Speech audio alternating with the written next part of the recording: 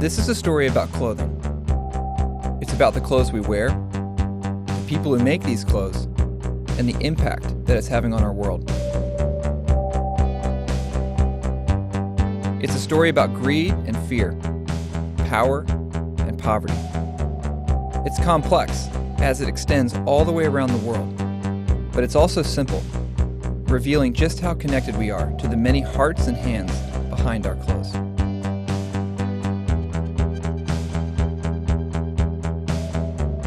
I came into this story with no background in fashion at all, beginning with nothing more than a few simple questions.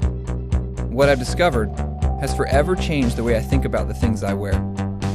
And my hope is that it might just do the same for you.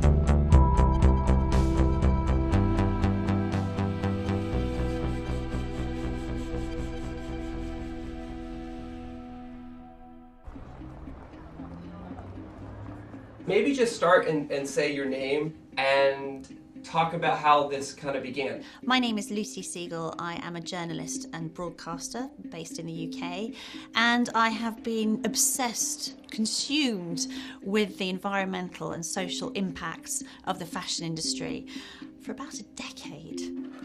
Well, I love everything about clothes, you know. I love the poetry, I love the fabric, I love the colors, I love the textures, I love the way that they make you feel. You know, they are our chosen skin. Well, I had the classic massive closet, clothes everywhere, bags constantly coming into my house, you know, every day, every other day with some other item in, and never had anything to wear. I could never put together a coherent outfit. We communicate who we are to a certain extent through clothing. And this is again throughout history. You know, you have the trends at court, you know, again, Marie Antoinette making these huge hats. It's always been, it's our personal communication in many ways. That's what interests me, that it is fundamentally a part of what we wish to communicate about ourselves.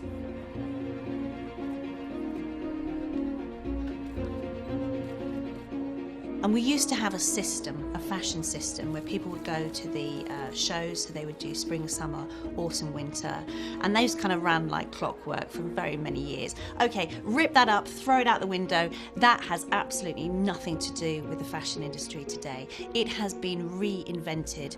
The shift is moving ruthlessly towards a way of producing which only really looks after big business interest. Growing up, I never gave much thought to anything other than the price of the clothes that I bought, usually making choices based on the style or a good deal. Looking back, I learned that for a long time, most of our clothing was actually made right here in America. As recently as the 1960s, we were still making 95% of our clothes. Today, we only make about 3%.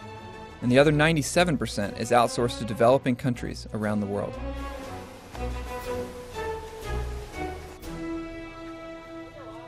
I've been in the business for over 9 years now. In terms of scale, we got about 25,000 people just on garment manufacturing side. We produce 1 in 6 dress shirts sold in the US. If you actually go to a store and you benchmark the price of a garment over the last 20 years, you will find that it's actually a deflationary product, i.e. the price has gone down over time. Now, has our cost gone down? Absolutely not, okay? The cost has gone up. The more production we've outsourced, the cheaper prices have become on the clothing we buy, making way for a whole new model known as fast fashion, almost overnight transforming the way clothing is bought and sold. The newest H&M store on Fifth Avenue in Manhattan is the company's largest ever and just one of many new stores it's planning around the country. It's all part of a high street revolution, fast fashion. Instead of 2 seasons a year, we practically have 52 seasons a year. So we have something new coming in every week. And fast fashion has created this so that it can essentially shift more product.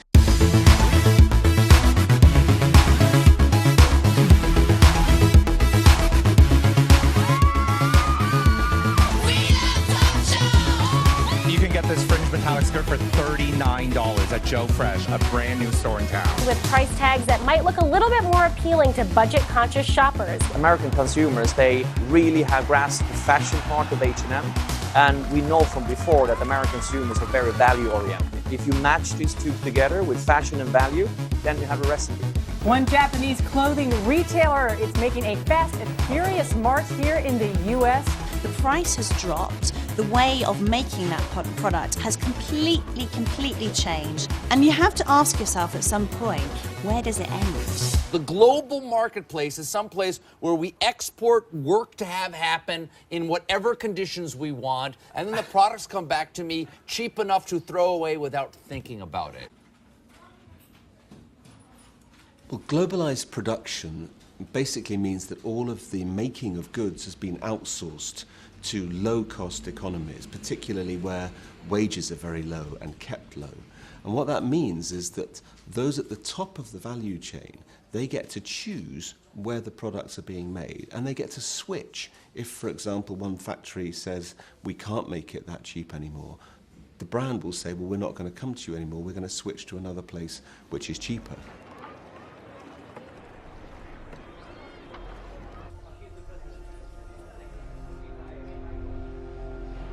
In the West, they're using everyday low price. So every day they're hampering me and I'm hampering my workers. This is how it is. They're competing, the stores are competing in there. When the stores are coming to us for an order and negotiating, they're telling, look, that particular store is selling this shirt with like $5, so I need it to sell it in the $4. So you better squeeze your price, so we are squeezing. Then other store is coming and selling, hey, they're selling it the $4, so the target price is 3. If you can meet the 3, you are getting business, otherwise you are not getting. Because we want that business so badly and we don't have other options, okay, every time we are trying to survive actually. Ultimately, something's going to give. Either the price of the product has to go up, or manufacturers have to shut down, or cut corners to make it work. Cutting corners and disregarding safety measures had become an accepted part of doing business in this new model. Until an early morning in April, when an event just outside of Dhaka, Bangladesh, brought a hidden side of fashion to front-page news. Well, state media in Bangladesh say an 8-story building has collapsed near the capital of Dhaka, killing more than 70 people.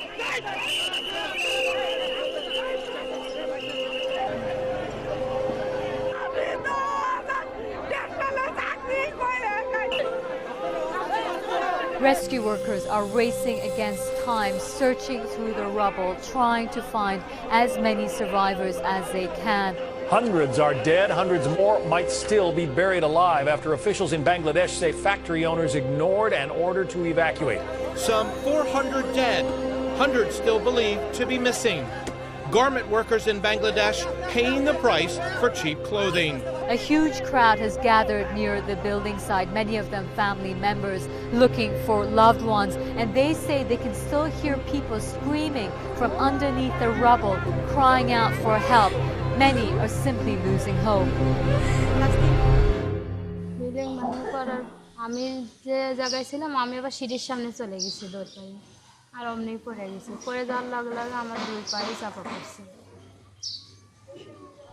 এই সাইডে যে ওয়ালগুলো আছে না ওয়ালে চাপা পড়ছে ওই চাপার তো পাও আমি দেখতেছি কি টান দিয়েও কোনো অবস্থায় আনতে পারুম না তো আমি টানাটানি করি নাই এমনি এখন মাথার মধ্যে কত চিন্তা কত রকম মনে কথা আসতেছে কামতেও পারতেছি না Anybody who, like me, had written about problems in the supply chain, particularly for fast fashion, and tried to articulate how the risk was being carried by those who are most vulnerable and the worst paid. You tried to articulate that, but you could never have envisaged that there would be such a catastrophic illustration of what you were trying to say. And Rana Plaza, to me, was like some horror story. 2 weeks after the catastrophe, and the death toll now stands at a staggering 931, making it the worst garment industry disaster in history. I think one of the most profoundly impressing things about the Rana Plaza disaster was that news that the workers had already pointed out to the management the cracks in the building. They'd already pointed out that the building was structurally unsafe, and yet they'd been forced back in. Many survivors are asking how they could have been forced to return to work when management already was aware of the cracks in the building and workers' concerns on the very day of the collapse. A lot of clothes in American stores are made in Bangladesh by workers who earn about $2 a day. Last month there, a garment factory collapsed, killing more than 1,000. And a few months before that, a factory fire killed more than 100. And as bodies are still being pulled out of the rubble, another factory in Bangladesh caught fire early this morning, killing 8 more people. As story after story of clothing factory disasters kept filling the news, it was now the case that 3 of the 4 worst tragedies in the history of fashion had all happened in the last year. As the death toll rose, so did the profits generated. The year following the disaster at Rana Plaza was the industry's most profitable of all time. The global fashion industry is now an almost $3 trillion annual industry. Bangladesh is now the second largest apparel exporter after China. How? Well, unlike some of its competitors, Bangladeshi manufacturing remains dirt cheap, and unions have limited power. The country cornered the absolute bottom of the value chain. Those 1,000 poor girls lost their life because everybody didn't bother, didn't give damn shit, and they just wanted the cheap price and a good profit. It shouldn't be like that. Everybody should take the responsibility for those kids.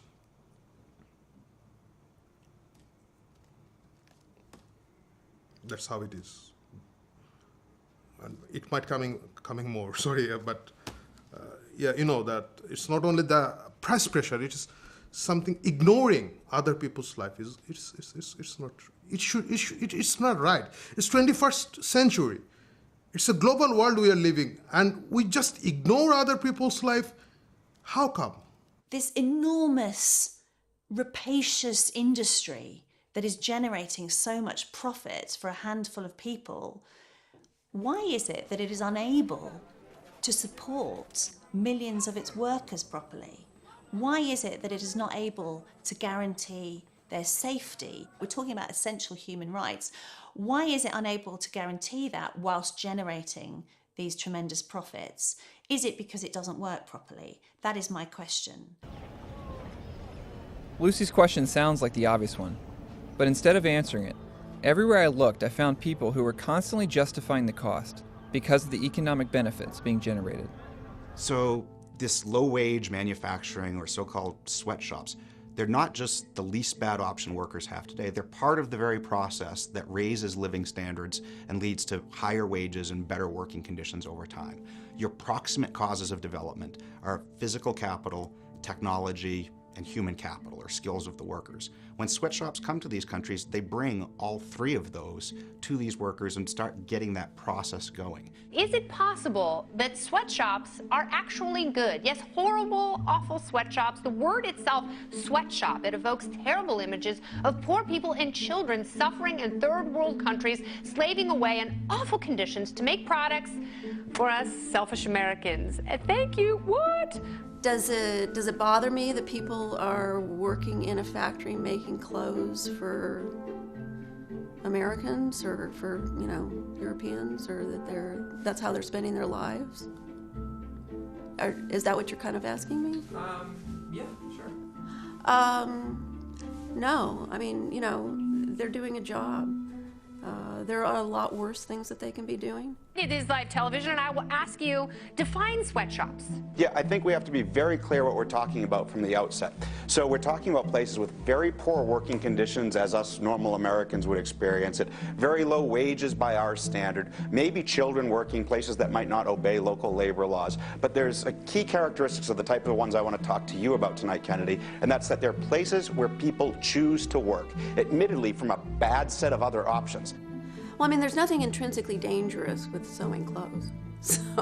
So we're kind of starting out with, you know, with a relatively safe industry. It's not like coal mining or natural gas mining or, you know, a lot of things that are much more dangerous. So sweatshops jobs look like horrible working conditions and wages to anybody in the West who's wealthy enough to own a TV and watch your video. But we have to keep in mind that the alternatives available for these workers aren't our own alternatives. They're much worse than our alternatives, and they're usually much worse than the factory job that the worker has. Low wages, unsafe conditions, and factory disasters are all excused because of the needed jobs they create for people with no alternatives. This story has become the narrative, used to explain the way the fashion industry now operates all over the world. But there are those who believe that there must be a better way of making and selling clothing that does generate economic growth, but without taking such an enormous toll. So we don't know yet how long this embroidery is taking. Do you think you could ask Chantu just roughly how long that whole panel is taking? Because I guess we'll see it later on in the FOB price breakdown, but it would be great to know, wouldn't it?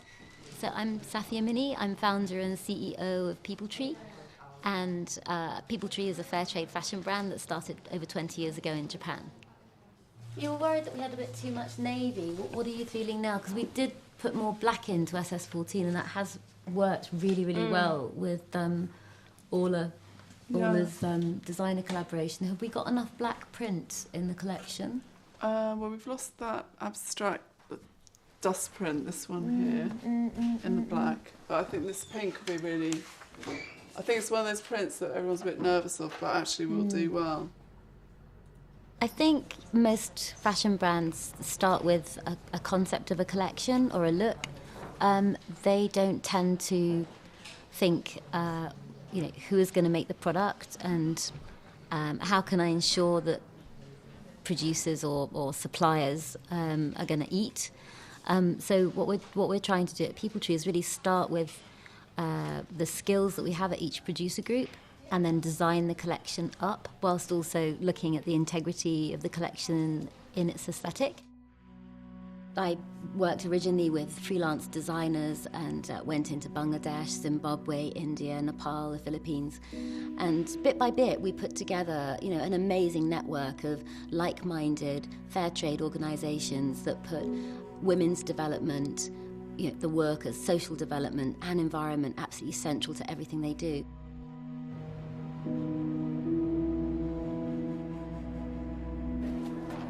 One, two, three.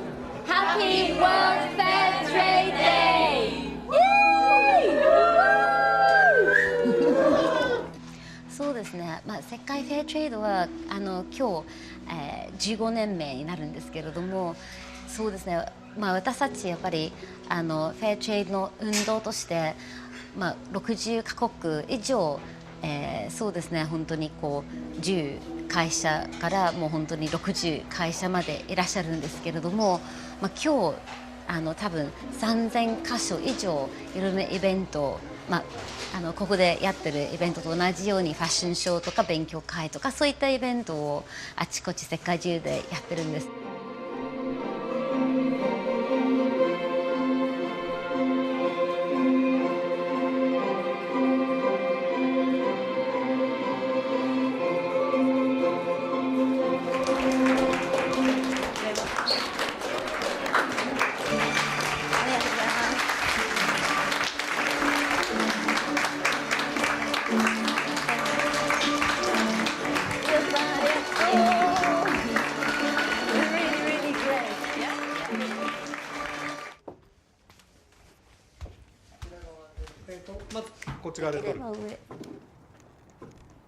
体もう少し私の方に向いてもらえますか？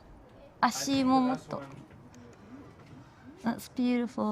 Fair trade is a citizen's response to correcting the social injustice in an international trading system that is largely dysfunctional, where workers and farmers are not paid a living wage, and where the environment is not considered at all to make the products that we buy every day.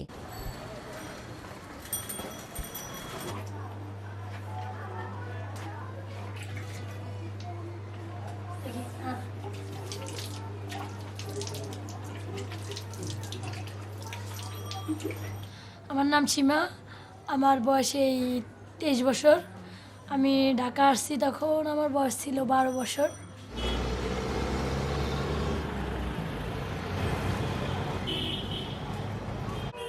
Shima is one of about 40 million garment factory workers in the world.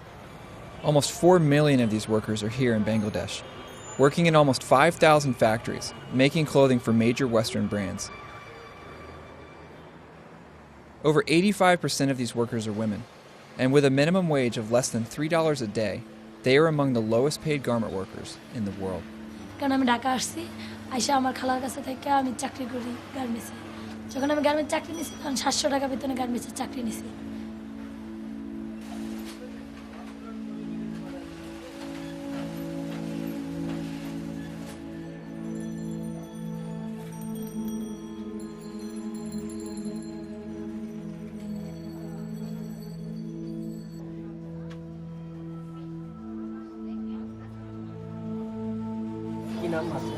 আমার মেয়ের Nadia Akter.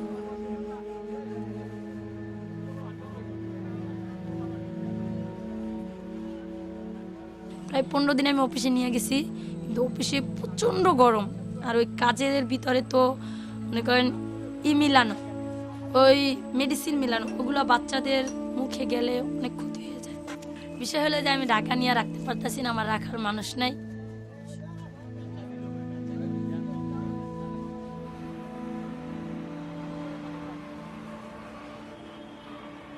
The workers must not have any kind of distrust on their owns.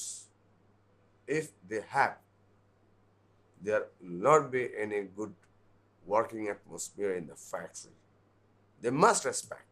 The owner is paying us as per rule. If they do not have this kind of confidence, you won't get the result. তারপরে আমাদের এই অফিসে union করছি, এই ইউনিয়নের পর থেকে আমি প্রেসিডেন্ট পোস্টে আছি। তখনই স্যারের সাথে মানে রাবিনামাটা জমাও দেওয়া হয়েছে, স্যারেরা রিসিভও করছে। রিসিভ করার পরে স্যারের সাথে একটু কথা কাটাকাটি হয়, কথা কাটাকাটিতে হওয়ার পরবর্তীতে তারা দরজা লক করে 30-40 জন স্টাফ এবং স্যারেরা মিলে আমাদের উপরে এরকম আক্রমণ করে, অনেক মারধর করে। এবং সাথে চেয়ার ছিল, তারপর মনে করেন যে ওই লাঠি ছিল, স্কেল মিস্কেল ছিল, সিজার মিজার ছিল, ওইগুলো দিয়ে। এবং বেশিরভাগই আমাদের অত্যাচার করছে, তারা শুধু লাথি মারছে, ঘুষি মারছে এবং ওয়ালের সাথে মাথা বাইরে এসে বেশিরভাগই বুকে এবং তলপেটে এদিকে আমাদের অনেক আঘাত করছে স্টাফরা মিলা। It's estimated that 1 in every 6 people alive in the world today work in some part of the global fashion industry, making it the most labor-dependent industry on Earth. Most of this work is done by people, like Shima, who have no voice in the larger supply chain. But to fully understand the impact that fashion is having on our world, we have to go back to where it all begins.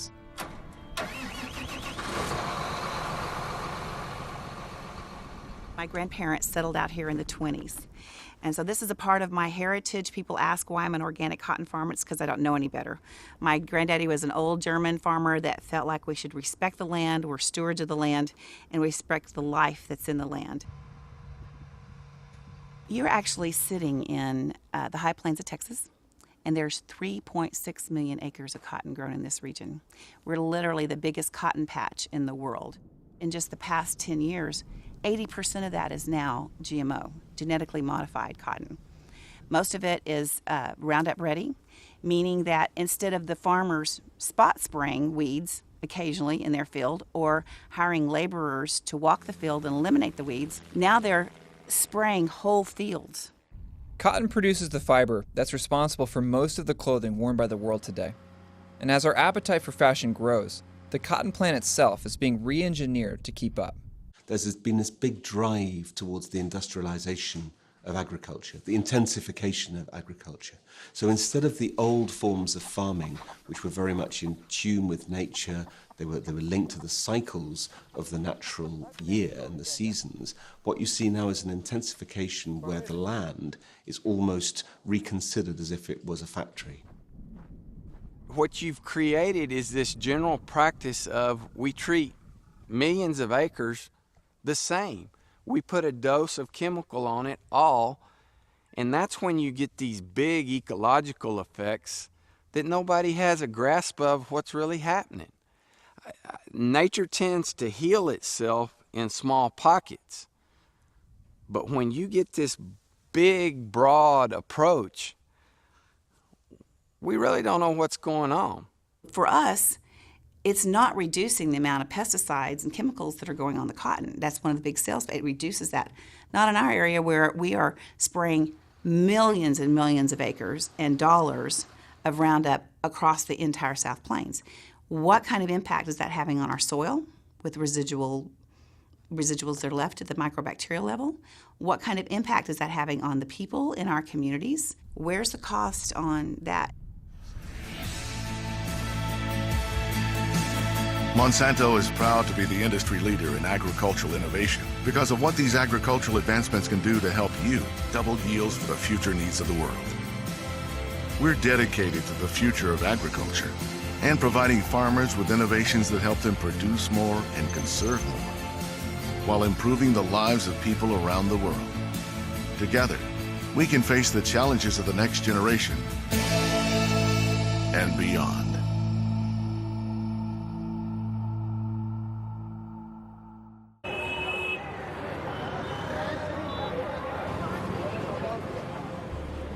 After the wars, where all these redundant factories that made war chemicals, explosives, were lying around, the Western countries thought that it would be a good idea to market them to the third world. After all, the same industry that makes explosives makes nitrogen fertilizers. And they started to push nitrogen fertilizers from the 50s onwards, after we became independent. But the nitrogen fertilizers don't do very well with native crops. There's a problem of lodging. So the whole system then organized itself to redesign the plant in order to take on more chemicals. Bt cotton is a cotton in which a gene has been added from a bacteria to produce a toxin. But the Bt cotton, which is supposed to control a pest, has been offered because it's a way for companies to own the seed. By patenting these genetically modified plants, Monsanto has become the largest seed and chemical corporation in history. I wanted to speak with someone who had worked with the company, and I got word that a former managing director for India was willing to talk. One of my close friends who was in the research division working on these modified crops, he came to my hotel for a drink.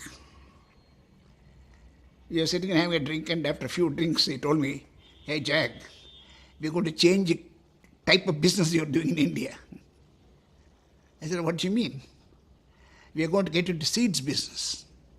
And we are going to make the seed business on all crops so that we have the monopoly on seeds. And every farmer has to come to us to buy seeds every time." That rang a bell in my mind. If a poor farmer is to go to Monsanto to buy seeds every time, and such expensive seeds, at that time there's no idea of Bt at all for me. Genetically modified seed was not in my mind. Even seed monopoly is something very bad. So farmers get into debt when they get the seed because of the high cost, 17,000% more. They get into deeper debt because it doesn't deliver on the promise of controlling pests, so they have to buy more pesticides. The tragedy with chemicals, whether it's fertilizers or pesticides, is that they are what has been called ecological narcotics. The more you use them, the more you need to use them. For a while, the yield of the single commodity climbs and then it starts to decline because you have contaminated the soil.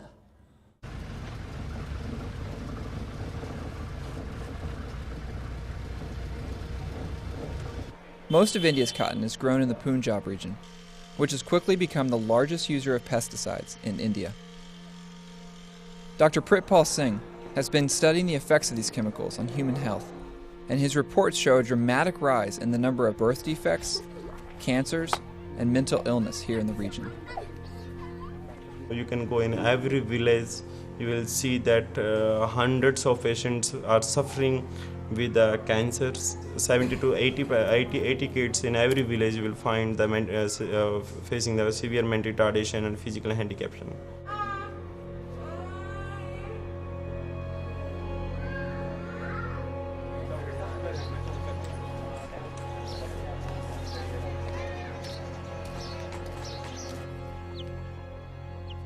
Companies, fertilizer, pesticides, they are totally refusing the after effect of the pesticide and fertilizer. And this is the, you can say, classical symptoms of the toxicity.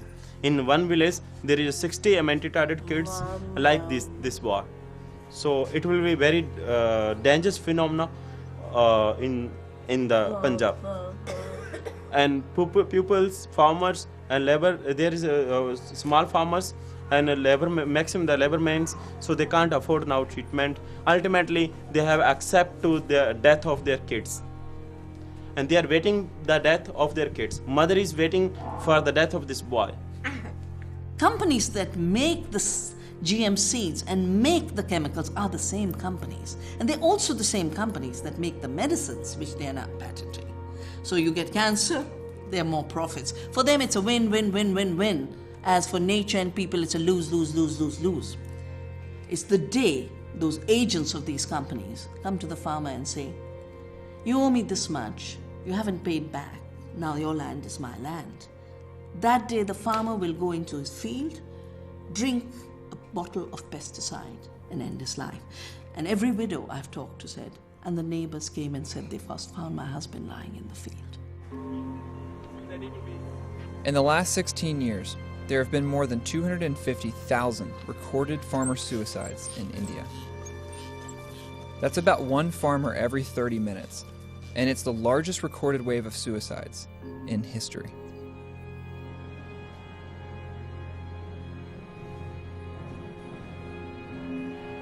As it becomes clear just how much of an impact fashion is having on our world, there is an increasing amount of research to suggest that it's also having a growing effect on us, the people buying these clothes. What we now know 20 years later and hundreds of studies later is that the more that people are focused on those materialistic values, the more that they say that money and image and status and possessions are important to them, the less happy they are. The more depressed they are, the more anxious they are. We know that all of these kinds of psychological problems tend to go up as materialistic values go up. Now, that's really at odds with the thousands of messages that we receive every day from advertisements suggesting that materialism and the pursuit of possessions and owning stuff is what's going to make us happy. It's important to understand that advertising is a species or a category of propaganda. We think of propaganda as a totalitarian thing, very grim, loudspeakers, chanting crowds and so on. Or we think of Hitler. We always think of it as a foreign thing, okay? But it's actually as American as apple pie. Well, the reason that advertising works is because the smart advertisers, at least, are trying to tie the consumption of their product to a message that suggests that your needs will be satisfied by consuming this thing. It wants you to believe that you'll look wonderful in that thing, but then to put it on and feel like, nah, you look kind of fat in it. You don't look that good in it. You're sorry you bought it, but there's another one you can buy. I'm here for the next high, the next guy. I'll be a god in the next life. Don't you want me now? I know you want this. I'm more than a maker, my shit's greater. This name won't fade away. Don't you want Think of all of the car commercials you see that show, well, I've really made it now. I'm a competent person because I'm driving this BMW or this Audi. Or think of all the shampoo commercials you've seen where the person now has beautiful flowing hair and is loved and appreciated by the people around them. The basic message is the same. The way to solve the problems of your life, we all have problems in our life, the way to solve the problem in your life is through consumption. Hey you guys! Today I'm coming to you guys with a clothing haul. I went shopping a couple of days ago and literally went insane and bought so many things. My spam bots, I don't know, whereas literally blown up by you guys saying you guys wanted a haul. So, here it is. Okie dokie, so first off, I have some things that I got from H&M. So then I went to Forever 21. It wasn't even a question, it was just like fate. I just had to get it. Like if it could levitate towards me, it would have levitated. I got this skirt, bright yellow, and it was $8.50. It's a jean button-up thing. And I just loved this. I just loved it, loved it, loved it. It's a gray knit sweater and it has pink hearts all over it. I love tie-dye things. Like tie-dye things are literally the bomb.net. It has a little yin-yang sign on the front of it. I just love these so much. And it's just this really pretty light blue sweater. I don't even know if I'm gonna wear this now that I got it because I don't know if I like it that much. I need to stop.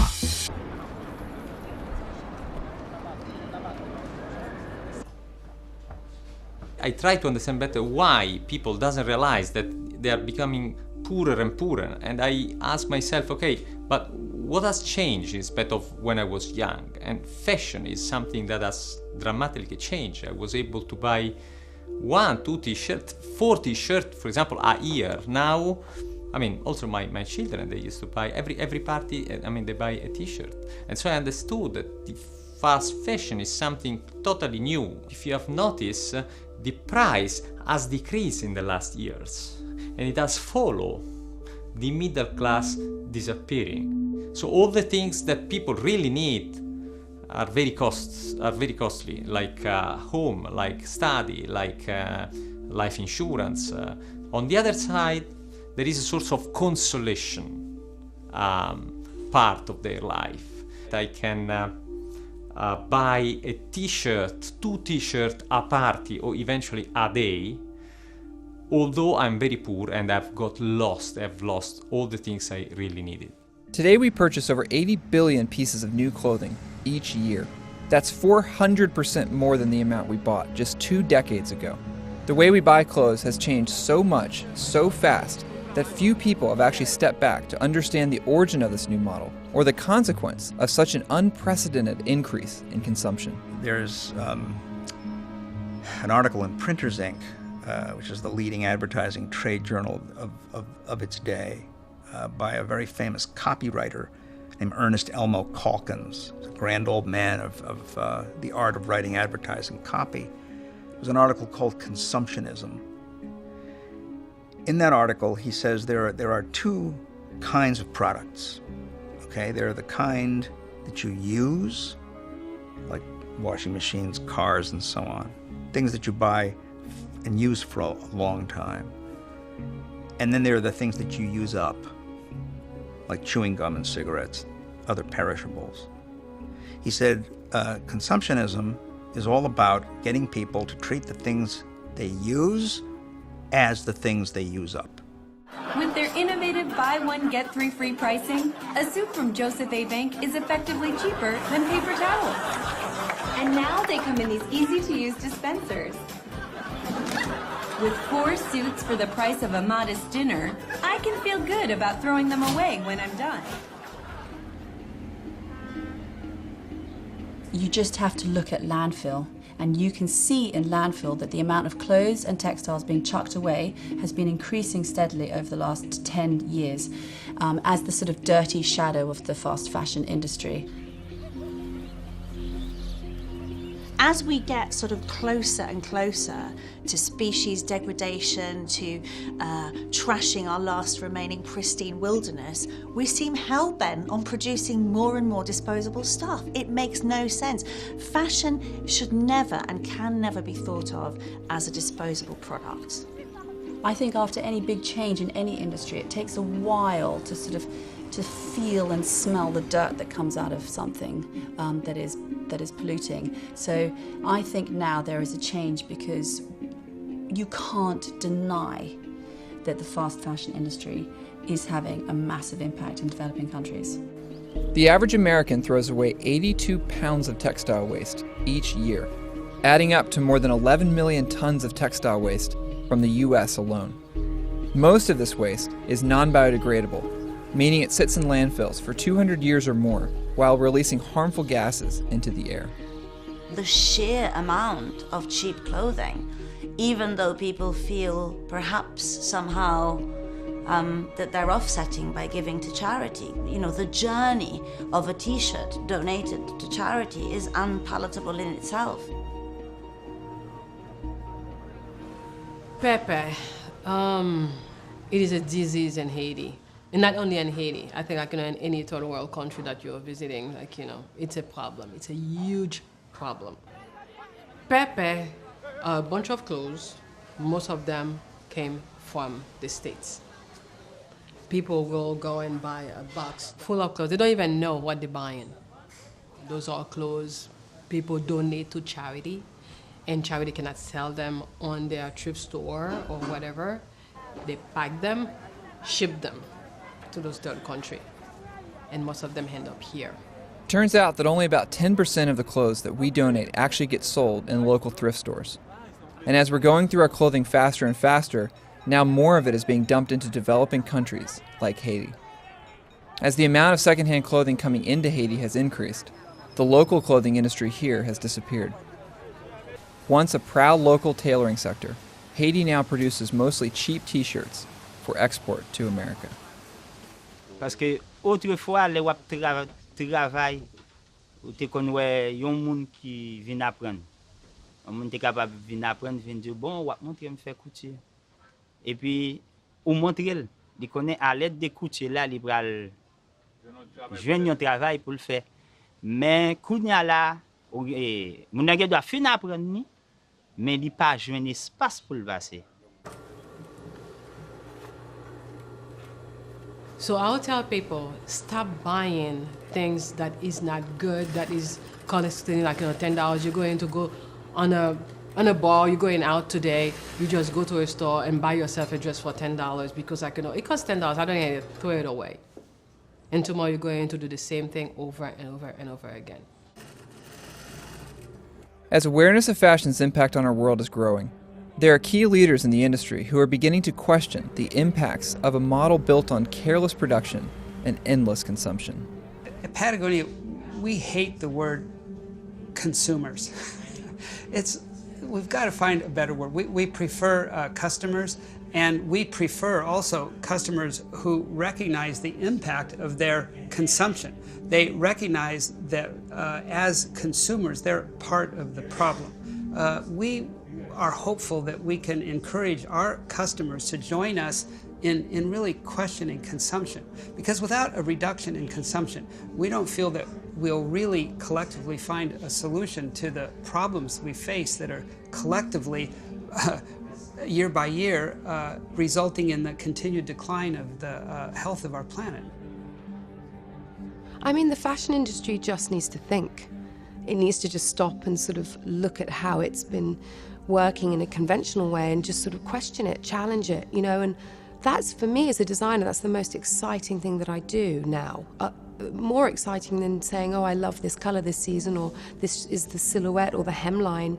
For me, a way bigger challenge and excitement is actually looking at my industry and saying, you know what, I'm gonna try and do it in a way that is not as harmful to the planet. Business through advertising has pulled society along into this belief that happiness is based on stuff, that true happiness can only be achieved with, an annual, seasonal, weekly, daily increase in the amount of stuff you bring into your life. That we want to encourage our customers to think twice about those assumptions, to understand where they came from, and through that understanding to know that we can all together, we can change how this is done. The customer has to know that they're in charge. Without them, we don't have jobs, and that is really important. So you don't have to buy into it. If you don't like it, you don't have to buy into it. I love the embroidery, Shantu. The embroidery is really nice. Don't you think we should have the embroidery on both sides? I think we should definitely add the embroidery here as well. I think it looks a bit mean to have it just on the front, so let's have it on the sides too. It won't add much cost. It's not so dense, is it? What do you think? Swallows is a fair trade fashion business, but it's also a development society, so it helps more than 3,000 people in this village. I come here every 4 months. We call them production trips, and we're working with the producers, trying to find out, what are the barriers to making a great product and to getting it to the market. And we're also doing fair trade capacity building, so looking at, what are the obstacles to delivering more social benefit or improving, the environmental protection in these areas. For me, this is about partnering. This is about finding creative solutions together with the team here, and really listening to what their problems are and finding a way that works together.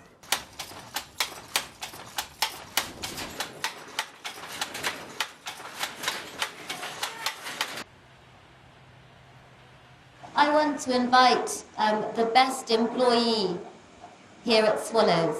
I want to invite one female representative from Swallows to come to London in autumn or next spring.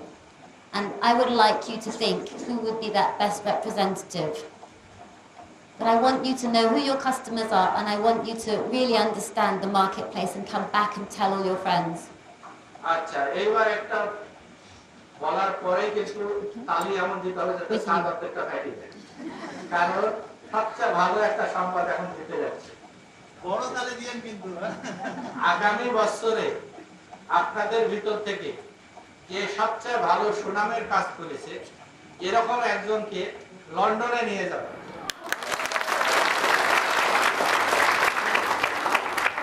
Either if she does it single thread, single stitch, then maybe she needs to do more densely, more concentrated. এটা কি এই gap আর একটা আছে এখানে কোন আচ্ছা এইটা করতে হবে এখানে কি সিঙ্গেল নেওয়া হয়েছে একবারই করা হয়েছে এই সিঙ্গেল দিয়ে দুইবার করে এখানে দেখাতে তো So if she continues for a bit, we're going to go up to the sample room now for SS15. Can she come and show us the next one that she does?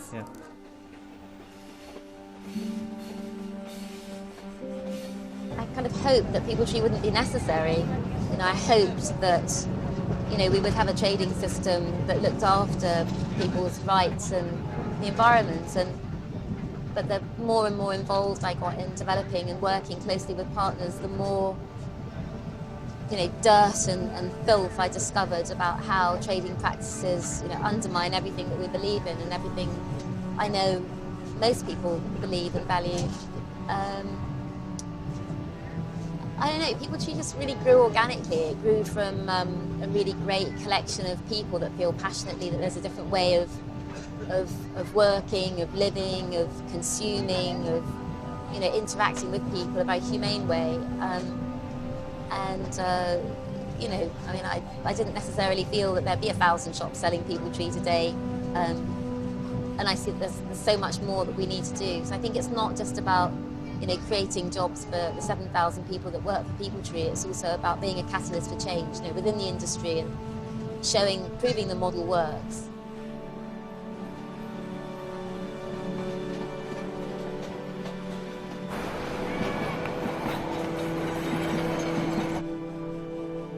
Yeah, when we were first in organic, I think there was only 2 or 3 of us at the time. We formed the Texas Organic Cotton Marketing Cooperative.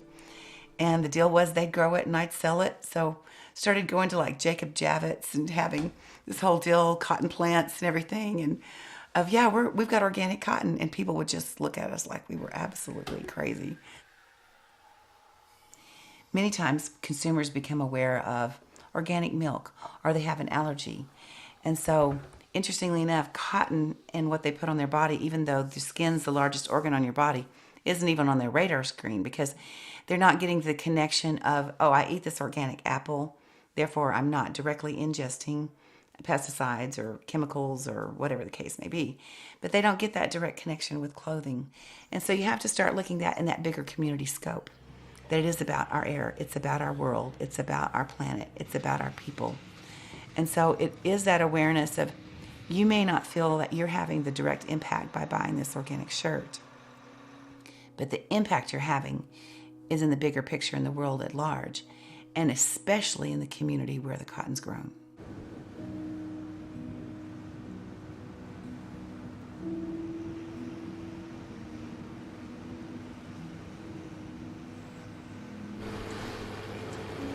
As the hard freeze comes, as organic farmers, we wait for that freeze because that literally defoliates, takes the leaves off the plant so that when we harvest, the bolls open that are mature and it leaves the cotton here, and you can see it kind of comes out in sections. So this machine that's coming is called a cotton stripper, and it's called a cotton stripper because it literally comes along and strips, use kind of fingers, and it literally strips all of the bolls off of this plant. So when you look over there, you can see the harvest has been there and it's taken all the plants off.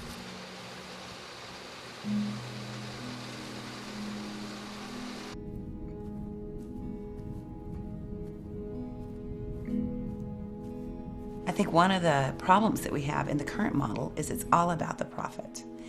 And it doesn't take into consideration at this cost, at what cost? The cost of polluting the water, the cost of labor, the cost of bars on the window that people die when a fire breaks out in the factory, the cost of farmers that don't have access to education and health care. And so we haven't really factored in what the true cost is.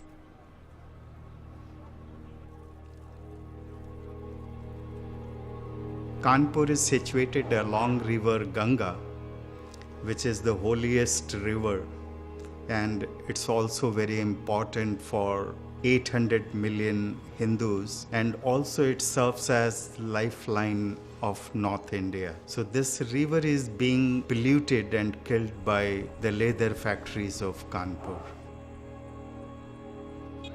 With growing demand for materials like cheap leather, Kanpur is now the leather export capital of India.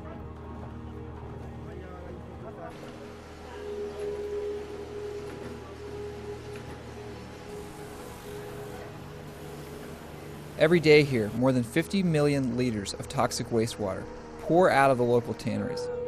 Heavy chemicals used to treat the leather, like chromium-6, flow into local farming and even drinking water. In places like Kanpur, far from the eyes of the world, major Western brands are able to source cheap materials while avoiding all accountability for the growing cost to human health and the environment.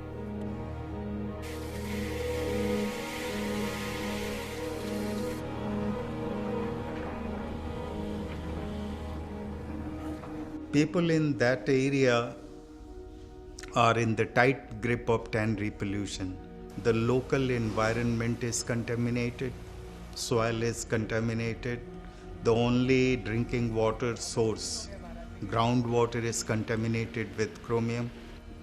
Agricultural produce, even vegetables and salad items are produced there. People's health are affected. People have different kinds of dermal problems, skin rashes, boils, pustules, even numbness in the limbs. People have stomach ailments, maybe they have cancers also. हमारी बेटी को jaundice नाम की बीमारी हुई है और ये प्रतिवर्ष यहाँ पे हमारे जो है इनको भी पिछले वर्ष हमारी वाइफ को भी हुआ था। इस पूरे इलाके में जितना भी हमेशा एक घर छोड़ के दूसरे घर में अक्सर जो है दर्जनों लोग जो है हर गांव में बीमार होते हैं जॉइंटिस से। वो उनका बहुत पैसा खर्च हो जाता है और ज़्यादातर लोग 90% लोग जो है ये समझ लीजिए कि खून की कमी एनेमिक रूप से जोड़ते हैं, क्योंकि जो क्रोमियम है वो सीधे लीवर पे अटैक करता है और जब लीवर कमज़ोर होता है You can have the best of materials moving into the high-end fashion market in Milan or Paris or London, but there has been so much of work which has gone behind it, and so much of chemicals has gone into it, and the effluents have been discharged into so many rivers. But we are only looking at that point of time into the finished product. We need to step back and think about it. Fashion today is the #2 most polluting industry on Earth, second only to the oil industry. The alarming thing is that not only is fashion using a huge amount of natural resources and creating staggering environmental impacts, these natural resources and this impact is often not even measured. Because they've been so abundant, these resources, it's been assumed that they're going to be there forever. So I think business has not accounted for them because it's only since the 1950s that we've really had this industrial expansion at such a rate that we started to see exponential growth and exponential use of natural resources. The first economy on which our lives rest is nature's economy. Nature has an economy. That economy is huge. It's not counted. Then we have people's economy, women working, weavers working, farmers growing. And that was made invisible through this construct, first in the Depression and then during the war years, of the number called the GDP, the gross domestic product, which measures only that which is traded and has become a commodity. A lot of the resources that we use to make our clothing are not accounted for in the cost of producing those clothes.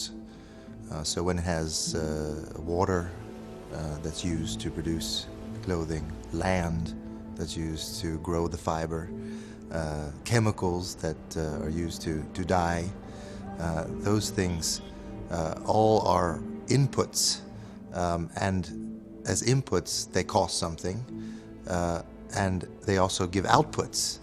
In some cases good outputs, the clothing themselves, jobs, but in other cases bad outputs like harmful chemicals or greenhouse gas emissions, and those things have costs as well.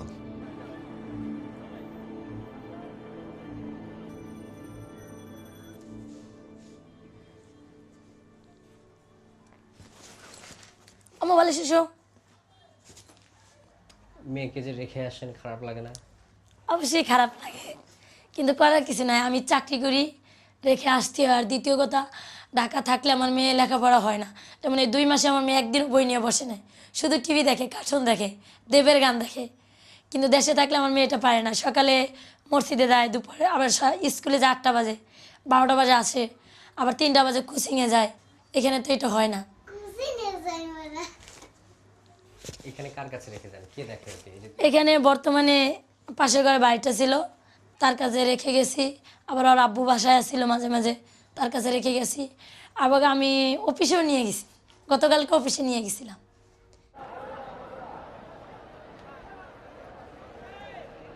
The same low wages that have made places like Bangladesh so attractive for brands to do business have left millions of workers here working incredibly long hours, unable to afford to keep their children with them, even in the city's worst slums.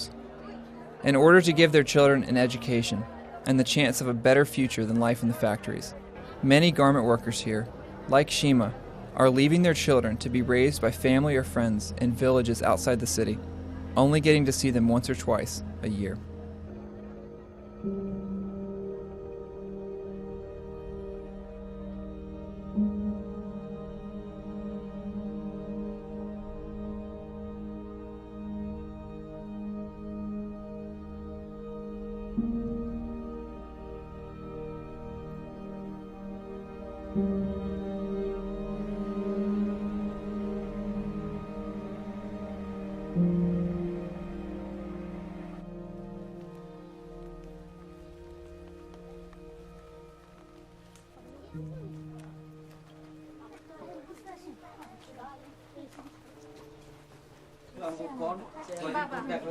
এটা আমার বাবা। 1 বছর পরে আমার বাবার সাথে আমার সাথে পরিচয় এবং দেখা। তাছাড়া হয়তো মোবাইলে একটু যোগাযোগ হয়, কিন্তু দেখতেও না। আজকে 1 বছর পরে দেখলাম। এটা আমার আম্মা। হ্যাঁ, 1 বছর পর আম্মার সাথে পরিচয়। মানে মোবাইলে কথা হয় আমার সাথে, তো দেখি না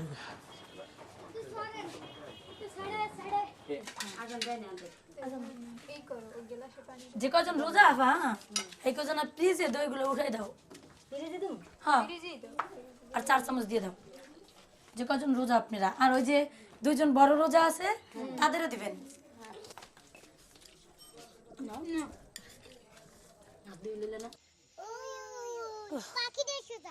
পাখিটা সুদা দেই না কোন জায়গায় এদিকে না না এদিকে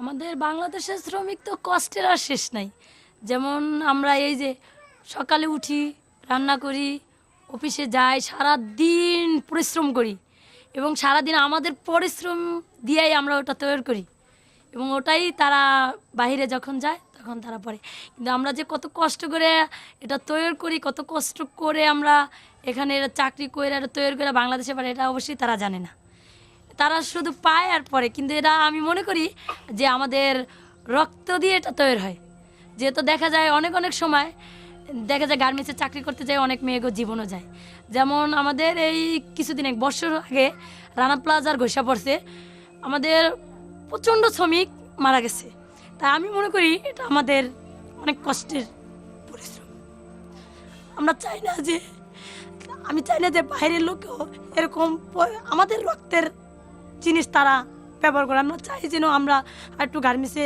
উন্নত মালিক যেন আর একটু সতর্ক হয় যেমন রানা প্লাজার ঘোষা পড়ছে আমি চাই না যে রানা প্লাজারের মালিকের মতো আর অন্য অন্য মালিক এরকম রিস্ক নিয়ে এবং এরকম বিল্ডিংয়ে ওয়ার্কারদের নিয়ে কাজ করে এবং আরও এরকম শ্রমিক মারা যায় আরও অনেক মায়ের কোল খালি হয় আমি এটা কোনোদিনও চাই না আমি চাই আমাদের আর একটু মালিক সতর্ক হোক এটাই যেন আমাদের একটু দেখে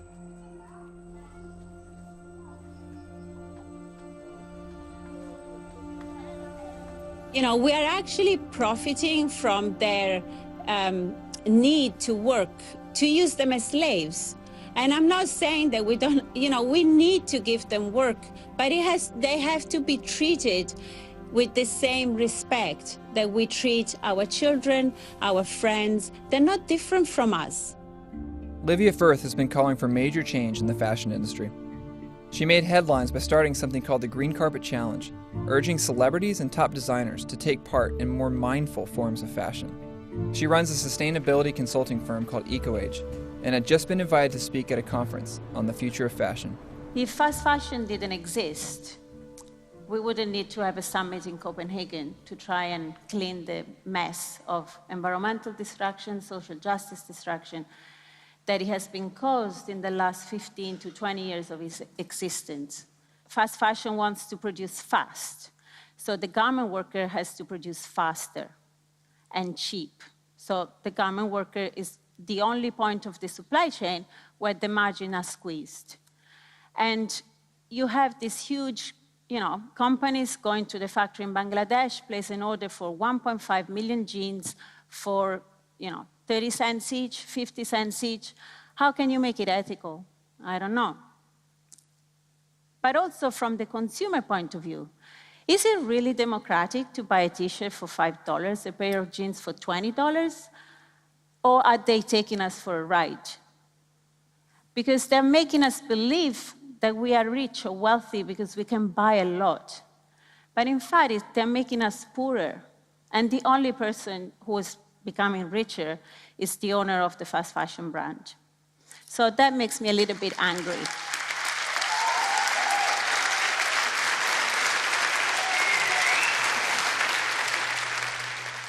You spoke about a commitment to try and promise a basic living wage. What does that mean? How do you define a fair living wage in Bangladesh? You know, what does that mean? And I have a pilot project in 3 factories, and by 2018, 15% of your factories are going to have that. It's not good enough. It's not. It's very clear for us that what a living wage is something that the workers should say.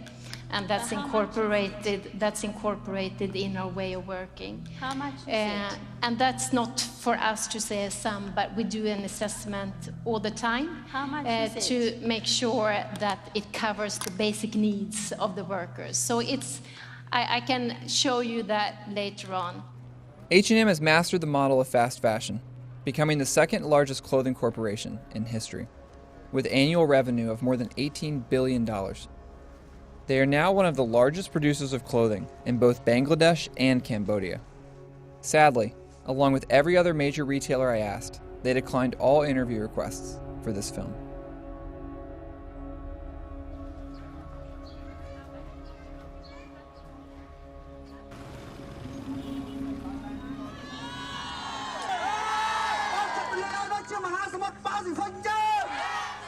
In Cambodia, garment workers have had enough, recently taking to the streets to demand a minimum wage increase in the country.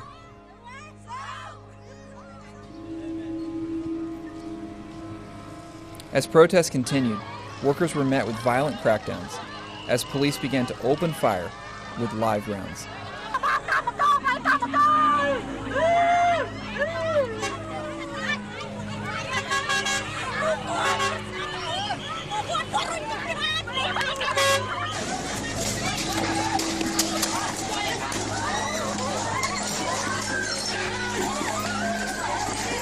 A woman has been killed and several people injured in clashes between clothes factory workers and riot police in Cambodia.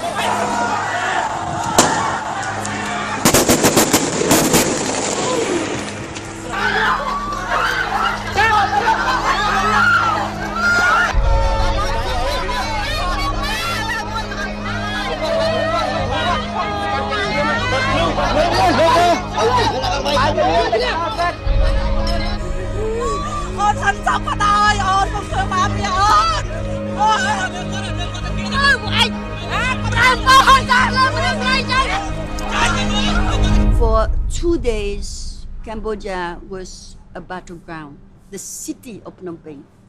The police, the paratroopers were brought in as if there were war on the street of Phnom Penh.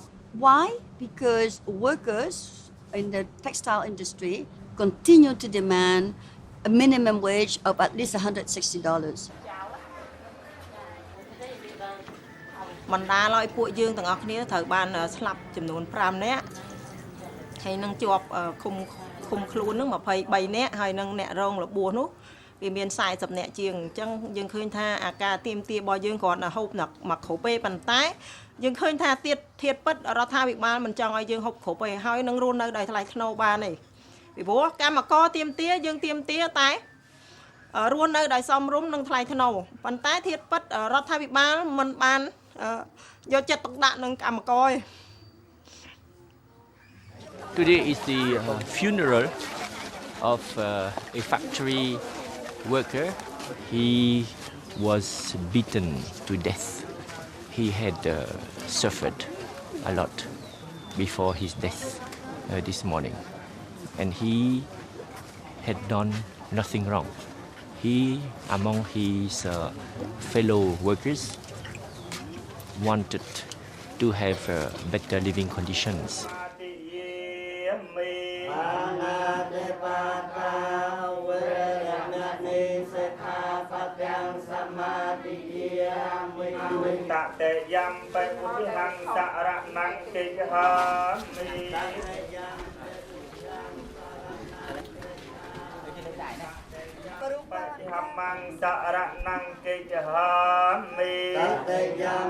We will continue his fight so that all Cambodian workers will have decent living conditions. Thank you, sir.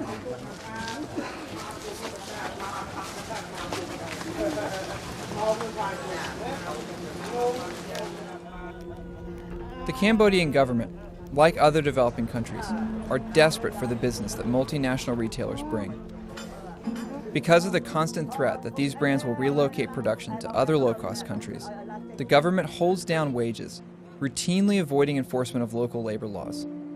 But because the major brands do not officially employ the workers, or own any of the factories they produce in, they are able to profit hugely, all while remaining free of responsibility for the effects of poverty wages, factory disasters, and the ongoing violent treatment of workers. The whole system begins to feel like a perfectly engineered nightmare for the workers trapped inside of it. You cannot fool us and exploit our human resources, exploit our workers. The workers will continue to rise up. I call on the international brands to put that struggle into dollars, into pounds, into euros. It translates into human capital. It translates into social responsibility of these big corporations. It translates into economic justice. When everything is concentrated on making profits for the big corporations, what you see is that human rights, the environment, workers' rights get lost altogether. You see that workers are increasingly exploited because the price of everything is pushed down and down and down just to satisfy this impulse to accumulate capital. And that's profoundly problematic because it leads to the mass impoverishment of hundreds of millions of people around the world. If you write to any of these companies, they'll send you their code of conduct, and it's beautiful, and it says, oh yes, we take responsibility for the conditions under which our product is made, you know, the product that you buy. All the factories where we produce, we require them to respect the minimum wage laws, you know, all of the laws of the country, to respect women, not to hire children, no forced labor, no excessive overtime hours, all that stuff. But when we submitted a bill in Congress a few years ago, or worked with people to do that, we called it the Decent Working Conditions and Fair Competition Act, the companies responded in one voice, oh no, that would be an impediment to free trade. We can't have rules. We can't have that. They want to keep it with voluntary codes of conduct. Now, they've fought for and they've won laws to protect their stuff and their interests. But, what about the workers? The workers are left with voluntary codes of conduct. And what we see in case after case after case is that those voluntary codes of conduct are not worth the paper that they're written on. We need to acknowledge, particularly in the fashion industry, that human capital is part of this miraculous formula. Without human capital, without cheap labour, cheap female labour, it would not be generating the profits that it is. That needs to be acknowledged, it needs to be dealt with, and those people need to be rewarded instead of exploited. Where is their piece of the pie? That's what we constantly have to ask ourselves. Are those buyers immoral, or are they amoral? The system they're working for, and the system that allows companies to do this, is amoral. The individuals concerned are simply products of that system and having to drive it through to its logical conclusion. What we need to do is change the way those companies operate. Operating within a system that only measures profit, companies have little incentive to do anything other than to make this quarter better than the last, no matter what damage is caused along the way. As corporations that make up the global fashion industry, major brands as well as seed and chemical companies are growing today to reach unprecedented global size and power. This mandate for profit at all cost is beginning to stand in direct opposition to the values that we share. Richard Wolff is an economist who, after graduating from Harvard, Stanford, and Yale, became convinced that the real problem is within this system itself. So America became a peculiar country. You could criticize the education system to make the schools better. You could criticize the transportation system to make that work better. But you couldn't criticize the economic system. That got a free pass. You couldn't criticize, and if you don't criticize something for 50 years, it rots. It goes to seed. But one of the ways a healthy society works is it subjects its component systems to criticism so that we can debate it and hopefully fix it or improve it or do better. Capitalism couldn't be questioned. Capitalism is the reason the fashion industry looks as it does today. It's the reason why workers in Bangladesh are paid so little, because if you're operating in a capitalist system, the main thing you have to do is create profit, and you have to create more profit than your competitors. And this is what drives companies to push wages down and down and down. Like companies don't go, like fashion retailers don't go to places like Bangladesh for any other reason except they can get the cheapest labour possible. Like there's no collective rights in Bangladesh, there's no trade union rights, there's a very, very low minimum wage, there's no like maternity benefits, there's no pensions. That is why the fashion industry is in Bangladesh, because it can reap the biggest profits out of those people that are making the clothes for them. Before you can solve a problem, you have to admit you got one. And before we're going to fix an economic system that's working this way and producing such tensions and inequalities and strains on our community, we have to face the real scope of the problem we have, and that's with the system as a whole. And at the very least, we have to open up a national debate about it. And at the most, I think we have to think long and hard about alternative systems that might work better. For the environment, the great threat is that capital must continue to expand infinitely in order to survive. It can't have any limits on its expansion and its growth. The natural world clearly does have limits. There are very defined limits to how much the world can sustain in terms of production, in terms of trade, in terms of transport and distribution. And it's quite clear that we've already overstepped a lot of those limits, which is why you're seeing such stress in the natural world at the moment.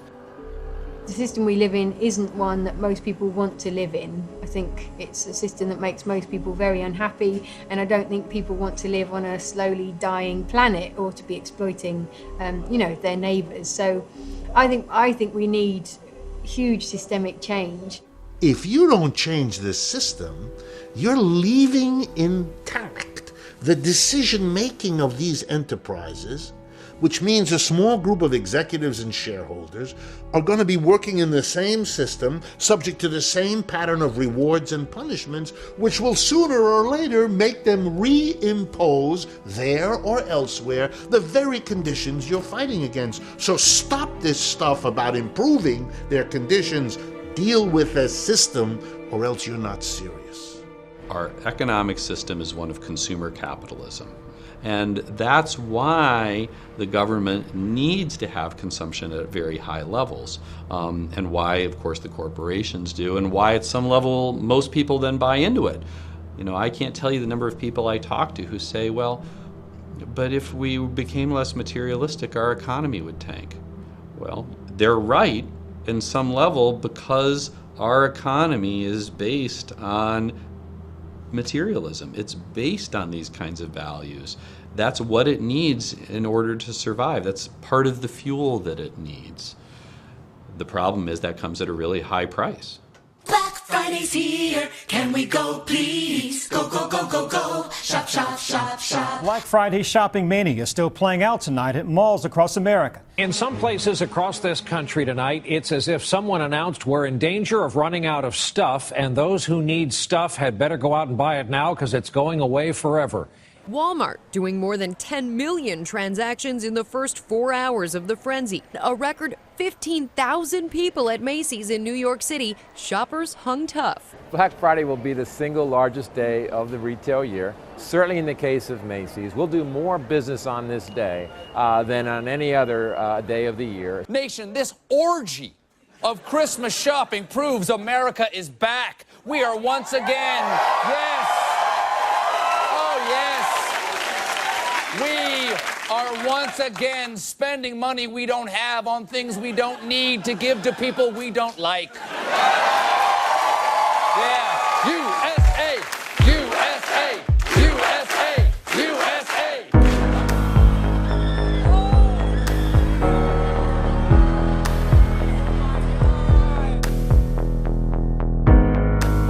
I've kept my grip so tight, I won't let anyone get in my way.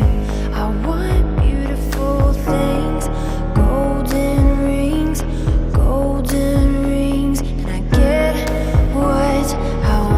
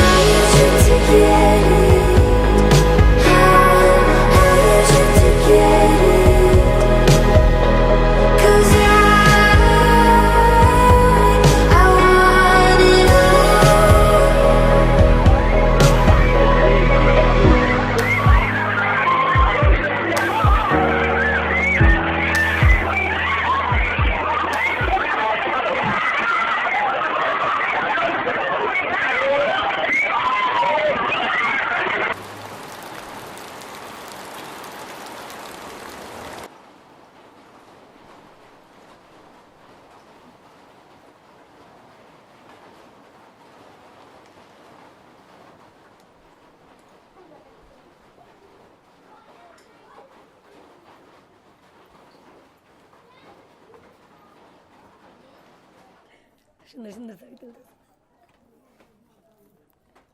ছবি তো আজকে পাপ্পা দিয়ে দিতে আছে কালকে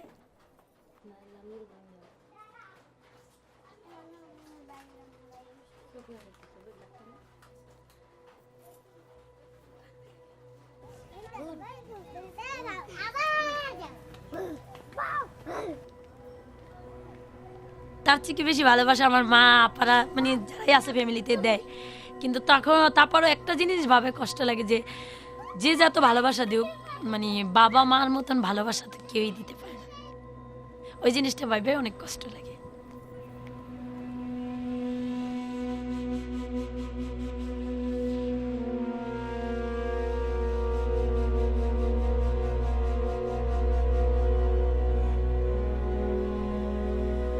চাই আমার মতন যেন আমার মেয়েটা গার্মেন্টস জীবনে না জড়ায় এবং আমার মতন যেন কষ্ট আমার মেয়েটা না করতে হয় আমারও কষ্ট লাগে কিন্তু আমি মনে করি যদিও কষ্ট লাগে আমার এই কষ্টটা সার্থক হবে ওই দিনই যেদিন আমার মেয়েটা আমি লেখাপড়া করে মানুষ করতে পারবো মানুষের মতো মানুষ করতে পারবো গ্রামের মানুষে বলবো যে না সীমা যদি ঢাকা থেকে গার্মেন্টসের চাকরিও করছে তাও আর মেয়েটাও টাকা পয়সা খরচ করে লেখাপড়া করাইছে এবং মানুষের মতো মানুষ করে তুলছে এবং যে কোনো একটা ভালো সরকারি চাকরি যদি নিতে পারে কি ভালো একটা ছেলের সাথে যদি বড় হলে আমি বিয়ে শাদী দিতে পারি তখন মানুষ আমারে ভালো বলবে এবং নিজের কাছেও আমার গর্ব মনে হবে যে আমি কষ্ট করলাম আমার মেয়েটার কষ্ট করতে দিনে আমার মেয়েটাকে আমি মানুষের মতো মানুষ করে তুলছি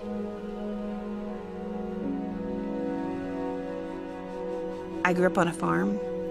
Married a guy that grew up on a farm, and those of us living on the farm and live there, it needs to be safe for us too.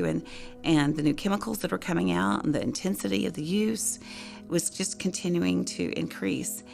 And then in 2005, Terry started having some loss of fine motor skills and this and that, and come to find out. He had a glioblastoma multiforme stage 4 brain tumor. And at the prime age of 47 years old. And he died at the age of 50. They gave us 6 months. We had 2.5 years. And the brain surgeon that worked on him, Lubbock has got huge cancer clinics and a medical hub. We didn't have to go someplace else to have a brain tumor surgery. We were able to stay right here because he does so many of them. He said that these kind of tumors are found in men age 45 to 65 that work in the agricultural industry or the oil field. And so while I don't have a smoking gun and the blood tests that say the use of cotton chemicals and agricultural chemicals directly led to my husband's death, there's just too many linkages with his father's death. Growing up on a chemically intensive farm, we live in the middle of 3.6 million acres of cotton that use a lot of chemicals. And so at that point in time, organic was no longer important to me. It was imperative. It's imperative that we change agriculture. It's imperative, if we're talking about the long-term sustainability and well-being of our lives on this planet and our children's lives on the planet, that we have to change.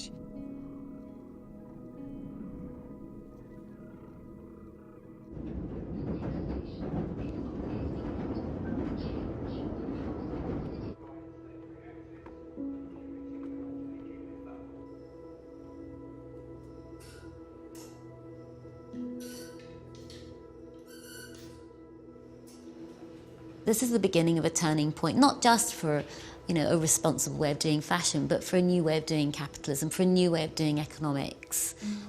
I'm sure that we will see a significant change over the next 10 years. Whether it's in time or not is another question.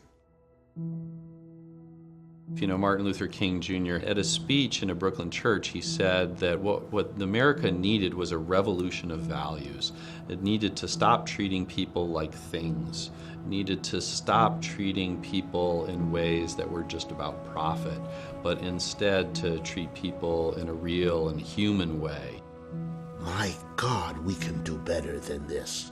If what we want is to spread, as I would argue we do, spread industry around the world, not concentrated in one place. Let the benefits be shared globally, then let's do that in an orderly, reasonable, careful way. We need to recognize that capital is just money. Money is a means, and people should be accountable for how it's used. We need to celebrate the creative power of human beings, and we need to talk of creative work. We must stop talking about labor. We need to look at the land as not a commodity to be speculated on and traded, but as the very basis of our life, as Mother Earth. If you change all consumers into activists, all consumers asking ethical questions, all consumers asking quite simple questions about where their clothes are from, all consumers saying, I'm sorry, it's not acceptable for someone to die in the course of a working day. We can't just roll over and say, yes, have it, do what you like. It's too important, it's too significant an industry.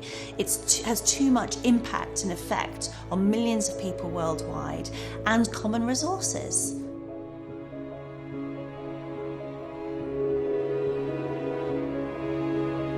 Will we continue to search for happiness in the consumption of things?